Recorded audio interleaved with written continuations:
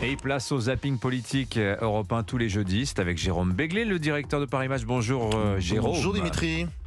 Bah écoutez, pas de langue de bois ce matin, vous nous dites. Bah oui, il y a une chronique dédiée aux confessions, aux parler vrai. On commence par le député LFI Alexis Corbière, qui sur Sud Radio chez Jean-Jacques Bourdin ne cache pas qu'il a encore des ambitions, lui, pour la NUPES. Je pense, au vu des sondages et de l'ambiance un peu que je sens, que le Rassemblement national va faire un score significatif, que Macron, malgré tout, va être dans un score qui peut créer un effet trompe-l'œil par rapport à ce que je vois de rejet dans le pays, et que nous nous retrouvions, nous, à faire le jeu des petits chevaux, à être chacun autour de 10-12%.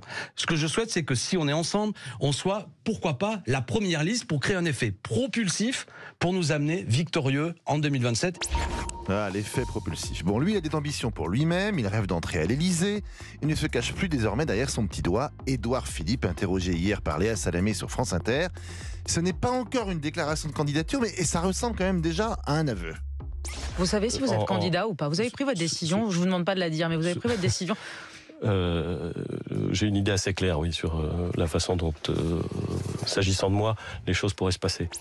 Dans le registre de la petite phrase qui claque, qui peut même faire rire, mais qui est aussi particulièrement cruelle, d'une cruelle vérité, voici Renaud Muselier, président de la région Sud, ancien LR et aujourd'hui justement rallié à Édouard Philippe. Quand il parle sur Public Sénat de ses anciens amis, il n'y va pas par quatre chemins et décrit un processus, comme on pourrait dire, d'autodestruction.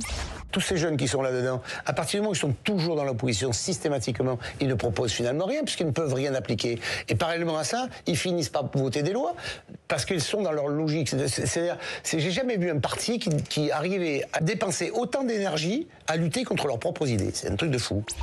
Autre exploit en gestation, celui de justifier qu'une députée qui gagne 5 600 € net par mois puisse conserver son logement social. Alors vous écoutez Clémence Guettet, qui dans Télématin sur France 2, fait tout son possible pour venir au secours de Rachel Keke, sa voisine élue du Val-de-Marne. Rachel Keke le souhaite, et donc oui, je pense qu'elle a raison, elle doit pouvoir en bénéficier avec un surloyer qui correspond à ses revenus pour participer. Vous ne trouvez pas qu'en termes d'affichage et d'exemplarité, une députée, quelle que soit son étiquette politique, dans un logement social, ça fait bizarre? Ça devrait pas, en fait, je pense.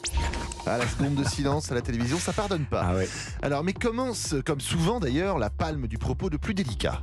Le plus subtil, le plus nuancé et le plus fidèle à l'histoire revient à Jean-Luc Mélenchon. Pour la bonne compréhension de ce que vous allez entendre, sachez que les Chicago Boys, c'est un groupe d'économistes dans les années 70, formé à l'université de Chicago et tenant d'un néolibéralisme qui a été très en vogue dans les années 80 et 90. C'est sur la base du coup d'État de Pinochet que les Chicago Boys ont pu commencer leurs expériences sur le dos du peuple chilien et que les ayant menées ensuite, elles ont été répandues dans le monde entier. Ce que nous sommes en train de célébrer, c'est le début de notre propre lutte contre cette politique. Et nous la continuons ici même contre ceux qui la prolongent, qu'ils s'appellent Macron, qu'ils s'appellent Borne, qu'ils s'appellent comme ils veulent. Ils ont pour nous le même visage bestial. Commencez à Santiago du Chili. Bon, comparer Emmanuel Macron à Elisabeth Borne à Augusto Pinochet, je laisserai le dernier mot à Charles-Maurice de Talleyrand-Périgord, le grand diplomate français du 19e siècle.